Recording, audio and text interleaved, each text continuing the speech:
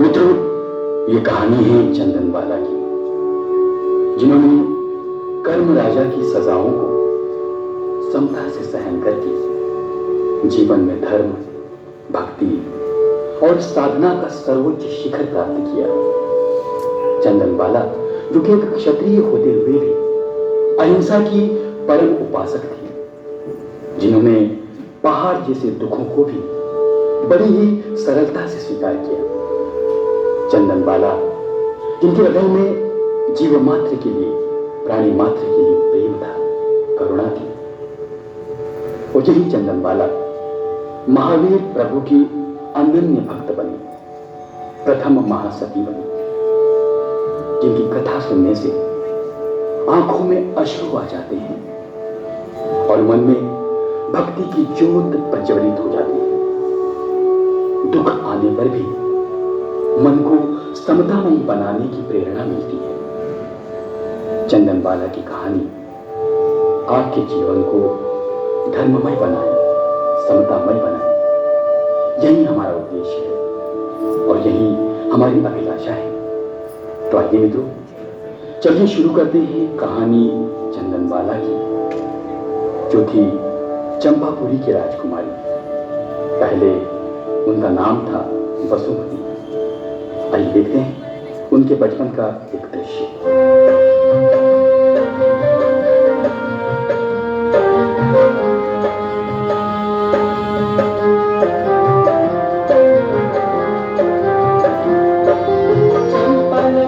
की थी वो राजकुमारी, पिता राजा दधी बहन के प्राणों की प्यारी, माता धारिणी ने जिसे नाजो से पाली, हर दिन मनती थी जिसकी दिवाली।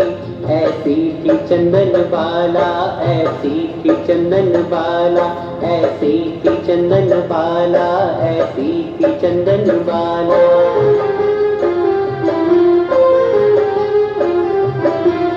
पुण्यशाली आत्मा थी, पुण्यों का उदय था, रोम रोम में समता और प्रेम हृदय था। अहिंसा की मूरत जीवों को बचाती, हर प्राणी पर वो अपनी करुणा बरसाती। ऐसी थी चंदनबाला, ऐसी थी चंदनबाला, ऐसी थी चंदनबाला, ऐसी। अरे अरे, तुम यहाँ क्या कर रही थी? अभी तुम्हारे कारण यह जीव मर सकता था। तो क्या है वसुमती, एक जब इस संसार से कम हो जाता तो क्या होता? इतनी निर्दयी ना बनो। जैसे तुम में प्राण है, वैसे इस जीव में भी प्राण है, और इन सभी को जीवन तो उस परमात्मा ने ही दिया है। और अगर तुम इसे मारोगी तो तुम भी नहीं बच पाओगी। इस जन्म में या अगले जन्म में इसकी सजा तुम्हें जरूर मिलेगी। कैसी सजा? हो सकता है कि अगले जन्म में तुम भी एक छोटा सा जीव बनो और कोई ऐसे ही तुम्हें भी कुचल दे। तब भगवान से कुछ मत कहना, क्योंकि ये तुम्हारी ही करने का फल होगा। मुझे माफ कर दो, अब मैं ऐसी गलती कभी नहीं करूंगी। ऐसी थी चंदनबाला, ऐसी थी चंदनबाला, ऐसी थी चंदनबाला, ऐसी थी चंदनबाला।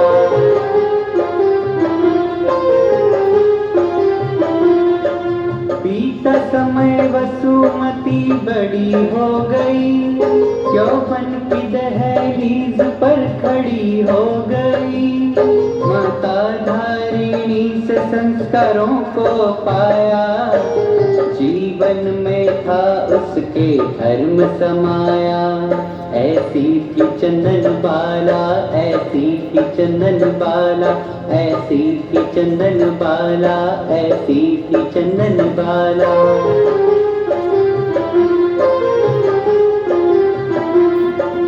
वसुमती एक दिन बहुत घबराई, माता से मिलने को व्याकुल हो आई। प्रातः से ही माता को ढूंढने लगी, माता को उसने पुकार लगाई। माँ, माँ,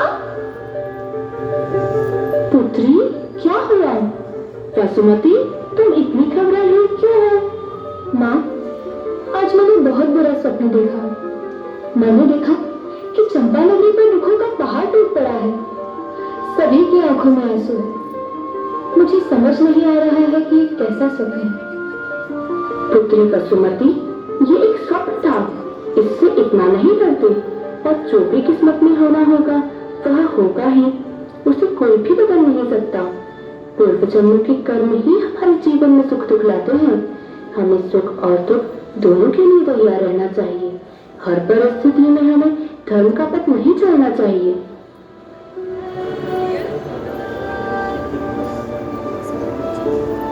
महारानी, महारानी, अशुभ समाचार है।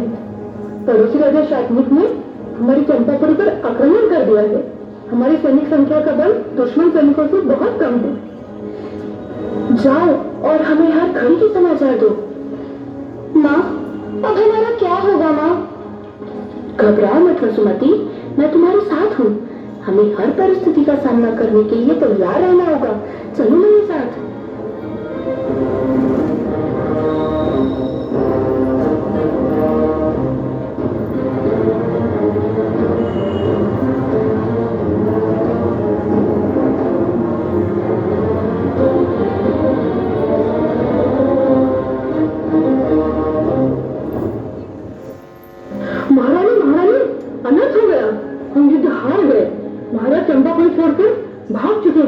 दुश्मन सैनिकों ने पूरी प्रजा में हाहाकार मचा दिया है। वे हर जगह लूटपाट कर रहे हैं। अब हमें अपने प्राणों की रक्षा स्वयं करनी होगी। हमें भागना होगा वसुमती, चलो मेरे साथ।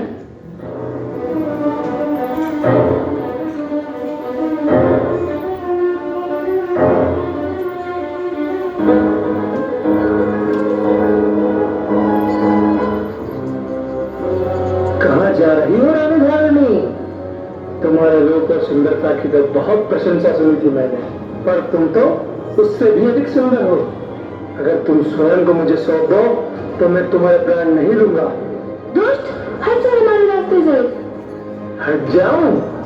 मुझे मूर्ख समझती हो? ये रूप, ये लावण्य मुझे मिला है, मैं तुम्हें नहीं छोड़ूंगा। चुपचाप मेरे पास आ जाओ, नहीं तो मुझे इस तलवार का सहारा लेना पड़ेगा। दुष्ट, हम क्षत्रिय स्त्रियां हैं। हम हमारे शील की रक्षा के लिए जान ले भी सकती हैं और जान दे भी सकती हैं। और तेरे हाथों में पड़ने से अच्छा है मैं मृत्यु को गले लगा लूं। मुझे माफ कर देना पुत्री। माँ, माँ तूने ये क्या किया? मुझे भी अपने साथ ले चलो माँ, मुझे भी अपने साथ ले चलो माँ, ले चलो माँ। एक निर्दोष स्त्री की हत्या का दोष मुझ पर आ गया। वासना के वशीभूत होकर यह मैंने क्या कर दिया? हे प्रभु, मुझे माफ कर दो।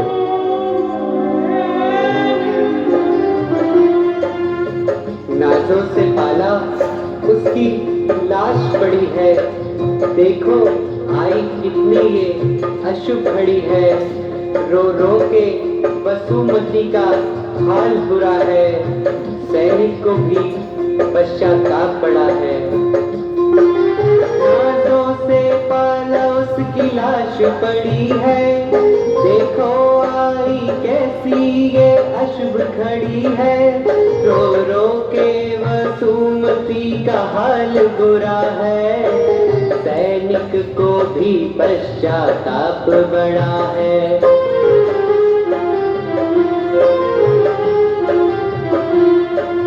बहुत समझाया उसने, बहुत मनाया। वसुमती के चरणों में मस्तक झुकाया। कहा चल तुझे मैं बेटी बनाऊंगा। तुझसे मैं अपना घर आंगन सजाऊंगा।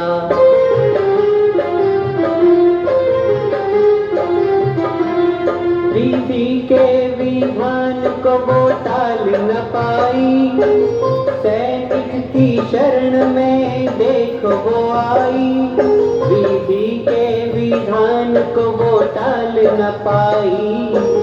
सैनिक की शरण में देखो वो आई, ऐसी थी चंदन बाला, ऐसी थी चंदन बाला, ऐसी थी चंदन बाला, ऐसी। परंतु मां की मौत के बाद भी सैनिक के पश्चाताप को सही मानकर चंदन बाला उसी सैनिक के साथ चलकर उसके घर पर आ जाती है। क्या सैनिक की पत्नी उसे बेटी के रूप में स्वीकार करेगी? आइए देखते हैं सैनिक के घर का दृश्य, जहां सैनिक की पत्नी कुछ कार्य कर रही है।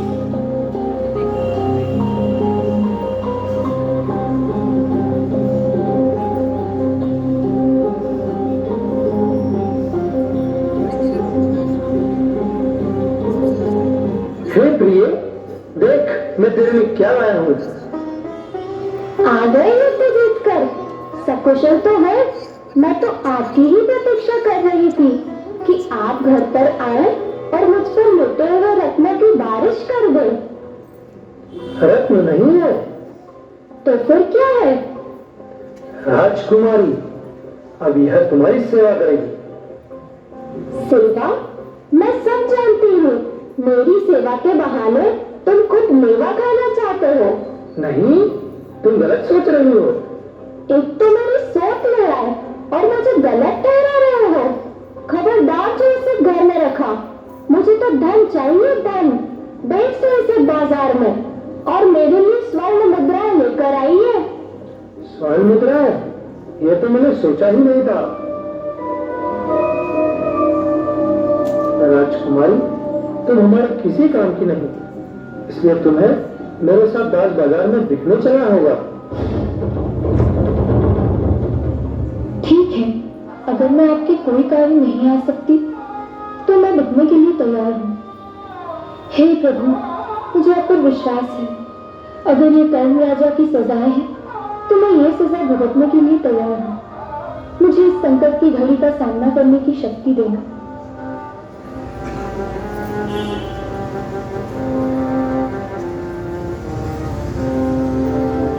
परंतु देखिए समय की विडंबना।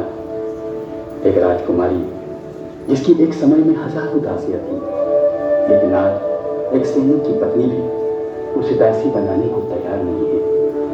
लेकिन फिर भी राजकुमारी वसुमती अपनी समता को धारण कर वहां से चलती है दास बाजार में बिकने के लिए। क्या मूल्य लगेगा, किन हाथों पे बिकेगी?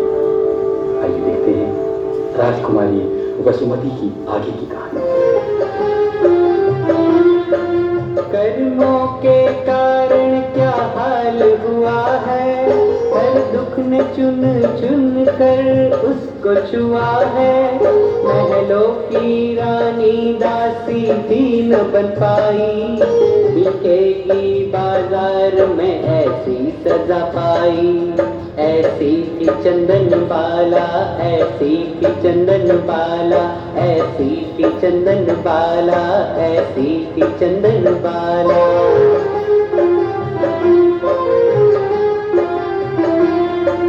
मासूम सूरत देखो बिकने खड़ी है, नाम प्रभु का मन में और समता बड़ी है। मोल लगेगा उसका आज बाजार में, खरीदेंगे लोग लाखों हजार में। ऐसी थी चंदन बाला, ऐसी थी चंदन बाला, ऐसी थी चंदन बाला, ऐसी थी चंदन। आइए आइए और बोली लगाइए, ऊंचे दाम दीजिए और इसे ले जाइए। बनाइए इसे अपनी दासी, यह सुंदर अच्छी खासी, करेगी घर के सारे काम, दीजिए ऊंचे से ऊंचे दाम। वाह रे भाई वाह, कहां से लाया इतनी सुंदर कली? इसे तो मैं अपनी पत्नी बनाऊंगा। मैं इसे अपनी दासी बनाऊंगा। बातें मत करो, बोली लगाओ। 11,000 स्वर्ण मुद्रा, 25,000 स्वर्ण मुद्राएं, 50,000 स्वर्ण मुद्राएं, 1,00,000 स्वर्ण मुद्राएं। और तभी वहां एक औरत का आना होता है। बहुत सुंदर, 2,00,000 स्वर्ण मुद्राएं, 2,11,000 स्वर्ण मुद्राएं, 3,00,000 स्वर्ण मुद्राएं, 3,11,000 स्वर्ण मुद्राएं, 4,00,000 स्वर्ण मुद्राएं। कोई और है इससे ज्यादा बोली लगाने वाला? चलो बाबा चलो, मैं तो ये सब नहीं देख सकता। मैं भी इनको हे माता, तुम्हारा कुल कौन सा है? तुम्हारा कार्य क्या है? तुझे कुल से क्या काम? उत्तम वस्त्र और उत्तम भोजन मिलेगा। जा, मैं तुझे बेचूंगी। नहीं नहीं, मैं तुम्हारे साथ नहीं जाऊंगी। मुझसे जबरदस्ती की तो मेरी लाश जाएगी। हे प्रभु, मेरी इतनी परीक्षा ना ले, मेरी सहायता कर। और उसी समय वहां पर धनवाहा सेठ और उनके मुनीम का आना होता है। ये स्त्री कौन है? ये बाजार में बिकने के लिए खड़ी है। तुम कौन हो? मेरा नाम धनवा है और आज मैं अपने धन का सदुपयोग कर इस अबला को गलत हाथों में जाने से बचाऊंगा। 5,00,000 स्वर्ण मुद्राएं। और कोई है बोली लगाने वाला? जाओ इस सेठ के साथ।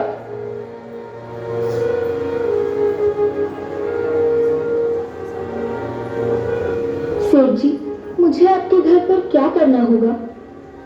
हमारे घर में जिन देवों की पूजा, साधुओं की सेवा, धर्म श्रवण, जीव दया पालन होता है।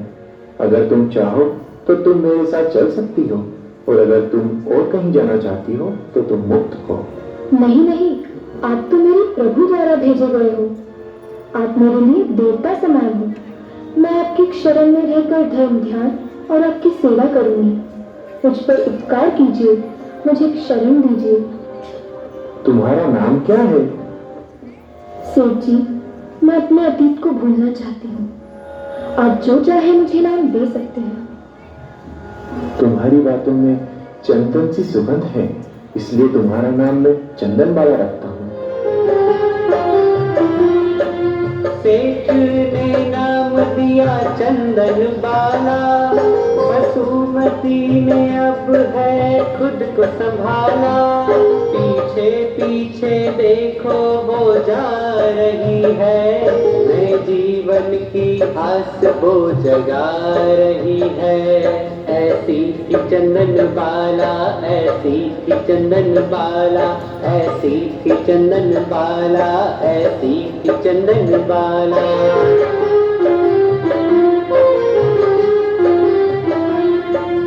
प्रभु महावीर ने दर्श दिखाया, चरणों में सबने यहाँ शीश झुकाया। 500 उपवास थे वीर प्रभु को, पार न कराओ चंदना ने ध्याया। ऐसी थी चंदन बाला, ऐसी थी चंदन बाला, ऐसी थी चंदन बाला, ऐसी थी चंदन बाला। मित्रों, ये धर्म का स्मरण, समर्पण और श्रद्धा की ही ताकत थी कि चंदनबाला गलत हाथों में न जाते हुए एक धर्मनिष्ठ परिवार में प्रवेश पा जाती है और महावीर के 500 उपवास की दीर्घ तपस्या के बारे में जानकर उनका पालना कराने का मौका पाने के लिए प्रार्थना करती है। आइए चलते हैं धनवाहा सेठ के यहाँ, जहाँ कुछ और नई चुनौतियां चंदनबाला की प्रतीक्षा करें।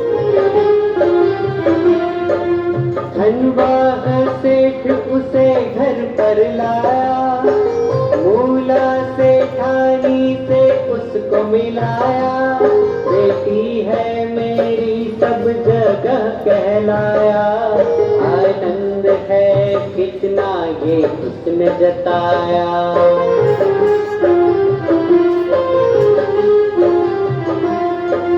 घर पर बनी वो राजकुमारी, खुशियाँ आई चरणों में बारी बारी।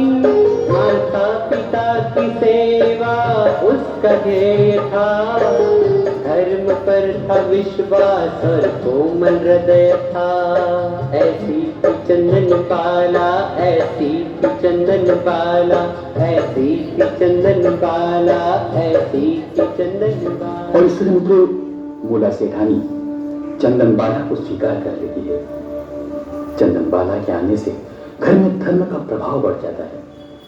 एक दिन धनवाहा सेठ चंदनबाला से बातें कर रहे हैं। आइए देखते हैं वह दृश्य। जब से तुम इस घर में आई हो, मेरा धर्म पर विश्वास बढ़ गया है। और आपकी वजह से मुझे जो ये धर्म ध्यान का अवसर मिला, साधुओं की सेवा का अवसर मिला, उसके लिए मैं आपका उपकार जन्म जन्म नहीं चुका पाऊंगी। ये तो तुम्हारे पुण्य प्रताप हैं। जब से तुम्हारे चरण मेरे घर पर पड़े हैं, तब से मेरे घर में धर्म, लक्ष्मी और आनंद की वृद्धि हो रही है। ये कैसी आवाजें हैं? ये मूक प्राणियों की आवाजें हैं जिन्हें कसाई ले जा रहे हैं। पिताजी, इन्हें बचा लीजिए। ठीक है मुनीम जी, जाइए और इन सभी मूक प्राणियों की रक्षा कीजिए। इन्हें खरीदकर इनके खाने पीने का प्रबंध कीजिए और हमारे शहर में सूचना करवा दीजिए कि आज से जो व्यक्ति मूक प्राणियों का ध्यान नहीं रख सकता, उन्हें वे हमारे यहाँ उचित दाम लेकर छोड़ जाएं। हम उनका पालन करेंगे। अरे अरे, ये आप क्या कर रहे हैं? आप अपने धन को ऐसे ना उड़ाइए। माता, ये तो धन का सदुपयोग है। ये लक्ष्मी आपके और पिताजी के पुण्य में कई गुना वृद्धि करेगी और इन प्राणियों के हृदय से निकलती प्रार्थनाएं आपका जीवन आनंद से भर देंगी। ये लक्ष्मी अगर चली गई तो ये आनंद, ये यश आराम से चला जाएगा। जरा ध्यान दीजिए, ना दो तो भी मुझे क्या। रत्ना सही कह रही है। चंदनबाला, तुम इनको गलत राय न दो। चंदना, तुम अंदर जाओ।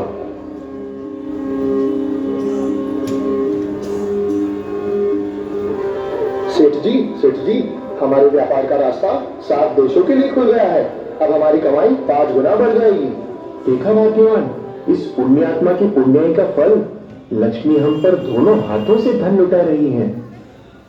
लेकिन चंदनबाला के एक कदम पे आपने इतना धन खर्च कर दिया, ये बात मुझे समझ नहीं आ रही। अरे सेठानी, तुम तो व्यर्थ में बात को बढ़ा रही हो। और चंदनबाला की बातों में एक अजीब सी शक्ति है। उसकी बातों में धर्म है, सभी जीवों के प्रति संवेदना है। उसकी बात मानकर मुझे बड़ा आनंद आता है।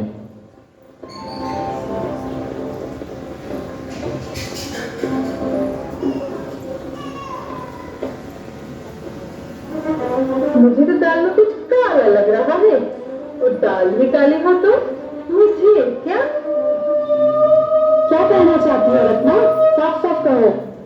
कल की आई वो चंदनबाला सेठ के सर पर बैठकर नाच रही है और आप ही इसे देखकर भी अनदेखा कर रही हैं। आप देखें या न देखें, मुझे क्या। अरे पहली मत पूछा और बता क्या कह रही है। सेठानी जी, सही मानिए तो आजकल घर पर आपकी एक नहीं चलती है। चलती है तो सिर्फ इस चंदनबाला की। मान लीजिए, नहीं तो मुझे क्या। तू सही कह रही है। अब मुझे ही चंदनबाला को ठीक करना पड़ेगा। घर के सभी नौकरों को छुट्टी दे दो। आज से घर का सारा काम चंदनबाला ही करेगी।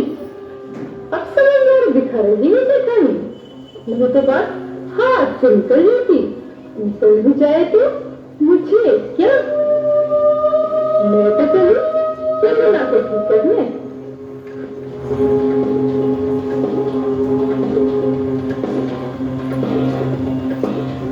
और मित्रों, अब देखते हैं अगले दिन का दृश्य, जब सेठ जी घर पर आते हैं।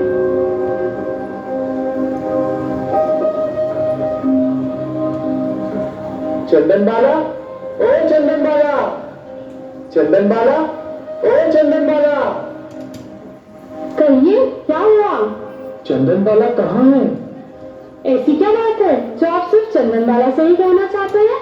प्रिय, चंदना मुनि भगवान के आहार पानी की बड़ी फिक्र करती है। इसीलिए मैं उसे बताना चाहता हूँ कि नगर में मुनि महावीर आए हैं। 5.5 मास से उपवास कर रहे हैं, लेकिन फिर भी चेहरे पर गजब का तेज है। उनके दर्शन करके ये आंखें धन्य हो गई। ऐसा क्या विग्रह लिया है उन्होंने जो पूरा नहीं हो रहा? नगर का हर जन चाहता है कि उनका अभिग्रह जल्द से जल्द पूरा हो, पर वे हर घर से यूं ही खाली लौट जाते हैं। अगर मेरे यहाँ पर उनका अभिग्रह पूरा हो जाए तो मेरा जीवन धन्य हो जाएगा। मैं अभी ये बात चंदना को जाकर बताता हूँ।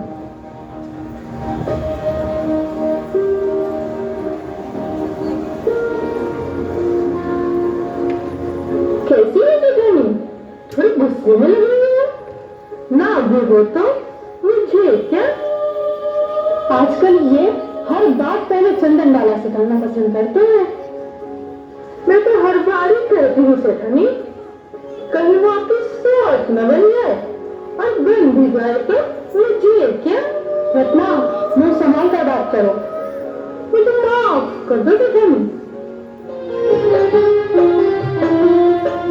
रत्ना ने देखो कैसा बीज बो दिया, सेठानी ने जैसे आपा खो दिया। रत्ना की जो अब शक को बढ़ाती, चंदना को उसका दुश्मन बतलाती। ऐसी थी चंदन बाला, ऐसी थी चंदन बाला, ऐसी थी चंदन बाला, ऐसी थी चंदन बाला।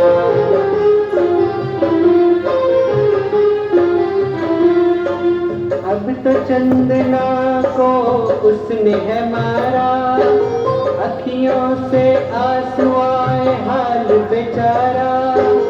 दुश्मन के जैसा ये राग बढ़ा है, चंदना के लिए पल ये कैसा खड़ा है। एक दिन सेठ जी घर पर आए, चंदन बाला ने उनके पैर धुलाए। मौत की प्यासी बन गई सेठानी, अवसर के इंतजार में थी वो पाप की भागी। एक दिन सेठ जी घर पर आए, चंदन बाला ने उनके पैर धुलाए। मौत की प्यासी बन गई सेठानी, अवसर के इंतजार में थी पाप की भागी। ऐसी थी चंदन बाला, ऐसी थी चंदन बाला, ऐसी थी चंदन बाला, ऐसी थी चंदन बाला। सेठानी, अब कहो आपको क्या कहना है? ये अभी भी मान रहना है, और अब भी मान रहना है तो मुझे क्या? रत्ना, तू सही कह रही थी। मेरा तो यह मिलाप देखकर ऐसी इच्छा हो रही थी कि चंदन बाला के बाल ही जला दूं। अरे नहीं सेठानी, सर प्रतीक्षा कीजिए, सेठ जी 3 दिनों के लिए नगर से बाहर जा रहे हैं। मुझे भी बस कहीं की प्रतीक्षा है, इस चंदन बाला को तो मैं छोड़ूंगी नहीं।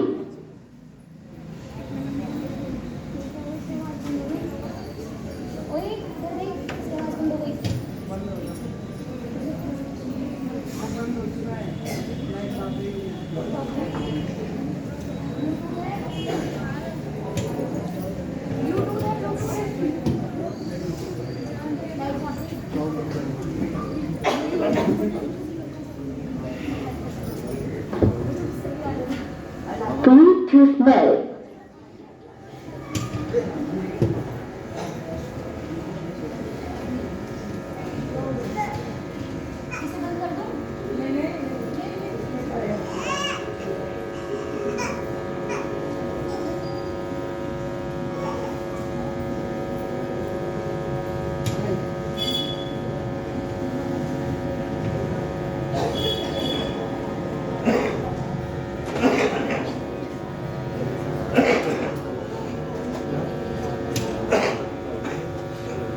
Here.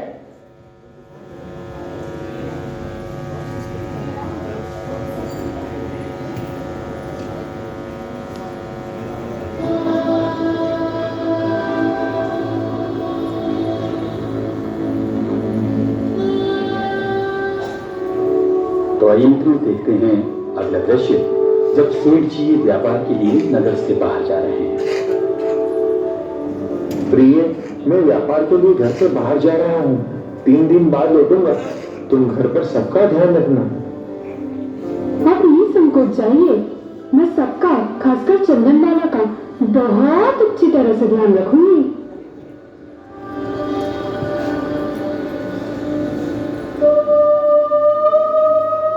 रत्ना, कहाँ है चंदन बाला? उसे गंदे वस्त्र पहनाकर, बेड़ियों में बांधकर मेरे पास लेकर आओ। बहुत बाल लहराने का शौक है ना उसे, मैं उसके बाल ही काट दूंगी।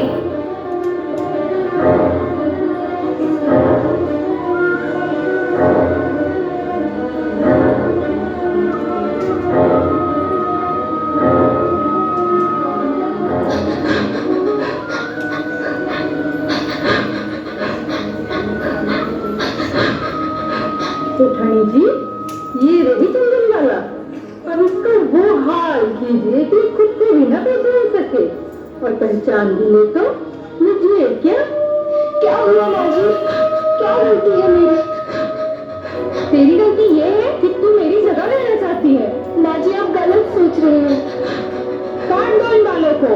नहीं माँ जी, नहीं, मुझे छोड़ दीजिए, मुझे छोड़ दीजिए, मैंने कोई गलती नहीं की। छोड़ दीजिए माँ जी, मेरे बाल मत काटिए, छोड़ दीजिए मुझे माँ जी, मेरे बाल मत काटिए, मेरे साथ ऐसा मत कीजिए, मुझे छोड़ दीजिए माँ, मुझे छोड़ दीजिए माँ, छोड़ दीजिए माँ जी, मेरे बाल मत काटिए, छोड़ दीजिए मुझे माँ जी, मेरे बाल मत काटिए, मेरे साथ ऐसा मत कीजिए, मुझे छोड़ दीजिए माँ, मुझे छोड़ दीजिए माँ।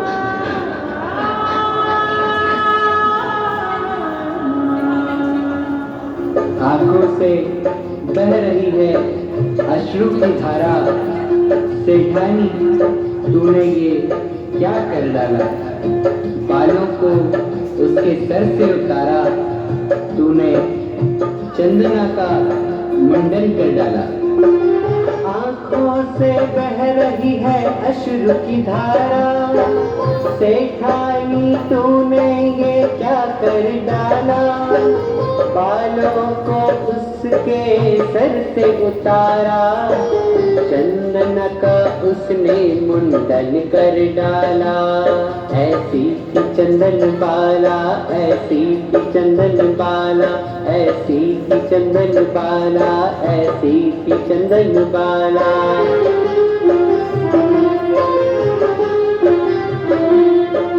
पूरे शरीर को है बेड़ी में डाला, घर से निकाल के तहखाने में डाला। अंधियारा कमरा है ना आस है, कर्मों के राजा तेरी कैसी प्यास है।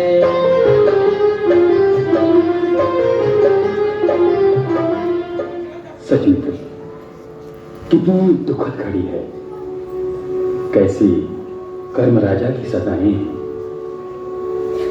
आज चंदनबाला और हमारी स्थिति बिल्कुल एक जैसी हो गई है। वे अंधियारे कमरे में हैं और हम अंधकार रूपी संसार में। उनके कपड़े मैले हैं और हमारी तो आत्मा ही मैली है। उनके हाथ पैरों में बंधन हैं और हम भी राग और द्वेष से बंधे हैं। तो मित्रों, आज भी समय है कि हम मोह माया के बंधनों को समझें और हमारे आचार, विचार और व्यवहार को सात्विक मार्ग पर लेकर चलें, उस नवकार के पुण्य स्मरण के साथ जो कि हमारी सजल प्रार्थना का आधार स्तंभ है।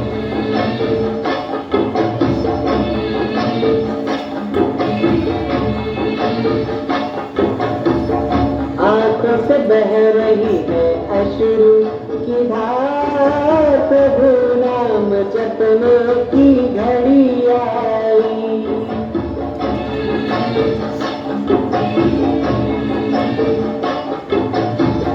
विधाता ने किया चंदना का श्रृंगार, प्रभु नाम जपने की घड़ी आई।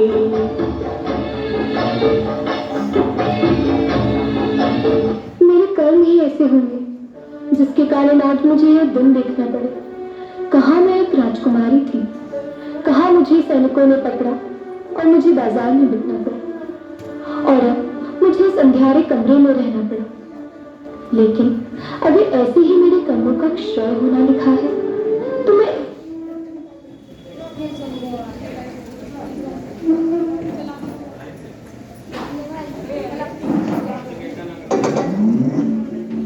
Sirius Music Speaker Bluetooth mode Connected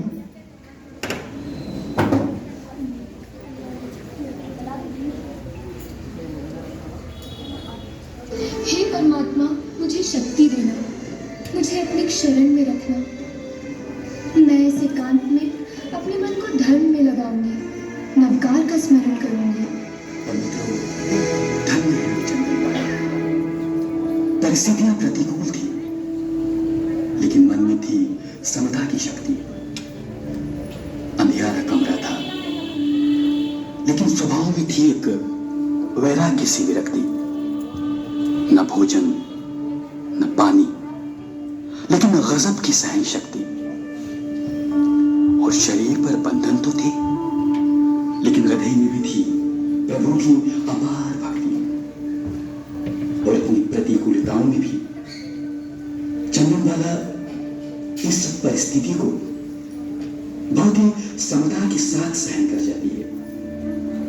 अंधियारे कमरे में भूखे प्यासे 3 दिन बीत जाते हैं। और अगले दिन जब सेठ व्यापार का काम निपटा कर घर आते हैं, तो देखते हैं चंदनबाला की वो दयनीय स्थिति जो किसी पत्थर को भी पिघला दे।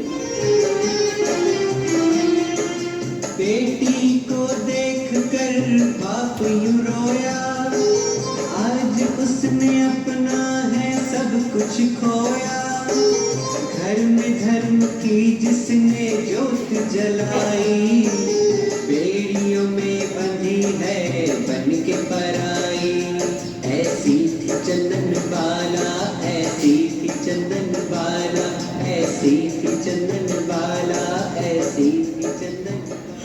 बेटी, बेटी ये क्या हुआ? तेरी ऐसी हालत किसने बनाई? इसके लिए तो विधाता भी। Low battery. Please charge. नहीं पिताजी, ऐसा मत कहिए। कैसे ना कहूँ? ऐसी परिस्थिति तो जानवर की नहीं होती जैसी तुम्हारी है। मुझे माफ कर दो मेरी बेटी, मुझे माफ कर दो।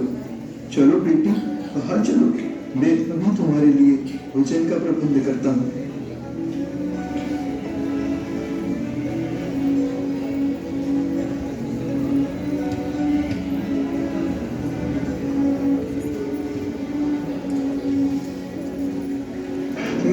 मैं पूरे घर में घूमकर आ गया हूँ, मुझे भोजन में कुछ भी नहीं मिला। ये भैंस के तबेले में उड़द के बाकुले पड़े थे, वही मैं उठा लाया। पुत्री, तुम यही खा लो, मैं तुम्हारी बेड़ियां काटने के लिए अभी बुहार को लेकर आता हूँ।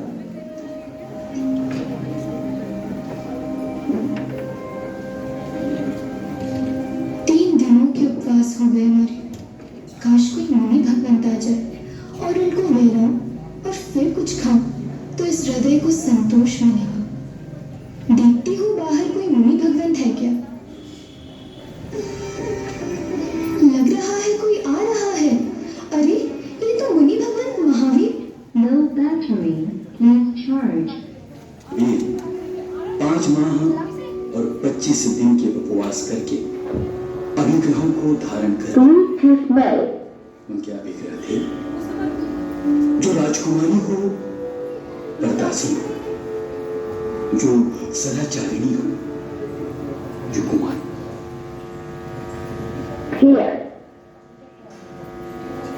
जिसके हाथों में हथकड़ियां हो, जिसके पैरों में बेड़ियां हो, जिसके हाथों में सुपड़ा हो और उस सुपड़े में बाकुली हो, जिसका एक पैर घर के अंदर हो और एक पैर बाहर हो, जिसके मन में दान देने की भावना हो और दान देने के लिए किसी अतिथि की प्रतीक्षा में हो, जो 3 दिनों से भूखी प्यासी हो और जिसकी आंखों में आंसू हो।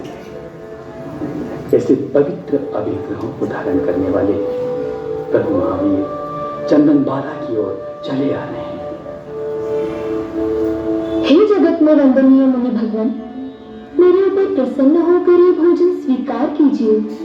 और मित्रों, अभिग्रह तो पूरे हो रहे थे, लेकिन एक अभिग्रह अभी भी पूरा नहीं हुआ था, और वो था आंखों में आंसुओं का ना होना। और आंसू न देखकर प्रभु महावीर लौट जाते हैं और फिर आते हैं अपने आराध्य को देखकर चंदनबाला की आंखों में आंसू।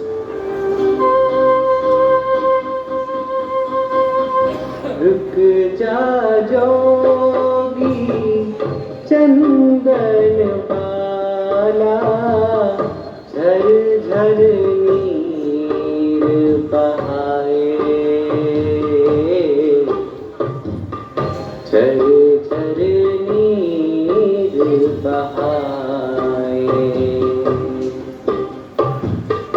रुक जा जोगी चंदन बाला झर झर नीर बहाए,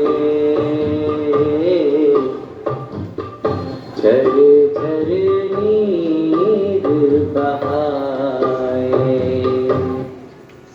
और मित्रों, जैसे ही प्रभु महावीर ने अपनी उस भक्त की आंखों में अश्रुओं की धारा देखी, तो वे फिर से चंदन बाला की ओर लौटने लगे, क्योंकि उनके समस्त अभिग्रह पूर्ण जो हो गए थे। आंखों में आंसू जैसे ही आए, महावीर प्रभु देखो लौट आए। उड़द के बाकुलों को स्वीकारा, धन्य बन गया देखो जीवन सारा।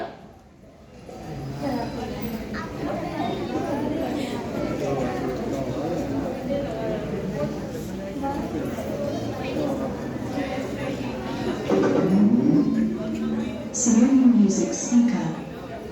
Bluetooth mode. Connected. को स्वीकारा, धन्य बन गया देखो जीवन सारा। ऐसी थी चंदन बाला, ऐसी थी चंदन बाला, ऐसी थी चंदन बाला, ऐसी थी चंदन बाला।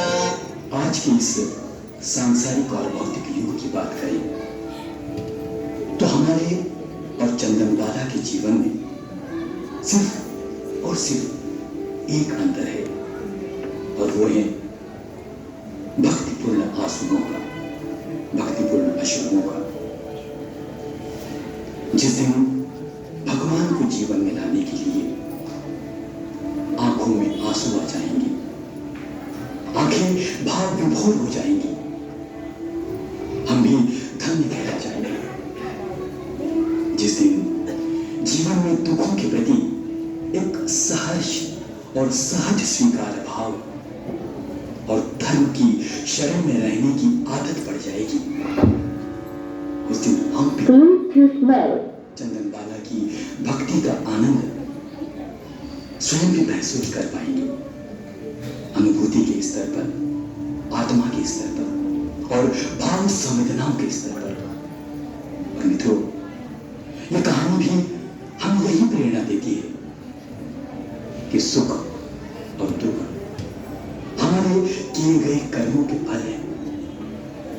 जो भी इनका स्वीकार सहर्ष करेगा, सहज करेगा, और जो धर्म के पथ पर चलकर हमारी मुनि भगवंत की सेवा के लिए सदैव तत्पर रहेगा, तैयार रहेगा, वो एक न एक दिन उस परमात्मा के मिलन का सहज सानंद आनंद प्राप्त कर सकेगा, जैसा कि चंदन बाला ने किया।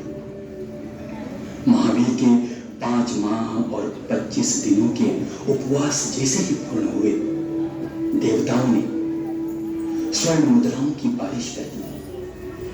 चंदन बाला अपने पुराने स्वरूप में लौट आई, सर पर बाल आ गए, बंधन कर चुके थे, सांसारिक और मोह माया के बंधन जो अब तक जकड़े हुए थे उसे। लेकिन जैसे ही किसी पारस के स्पर्श से हर आत्मा अपने आप में स्वर्णिम हो जाती है, ऐसा ही कुछ हाल था चंदन बाला का। और ये सती चंदन बाला दीक्षा ग्रहण करके महावीर स्वामी की पहली महासती बनी, और उनके पिता दधिवाहन को फिर से चंपापुरी का समस्त राजपाट मिल गया। मुला सेठा ने भी गलती को स्वीकार कर चंदन बाला के चरणों में आए, और सरदय चंदन बाला ने उन्हें सहज ही माफ कर दिया और उन्हें धन्यवाद दिया कि उन्हीं के कारण वो निमित्त बनी, वो माध्यम बनी और महावीर प्रभु के समस्त अभिग्रह पूरे हो गए।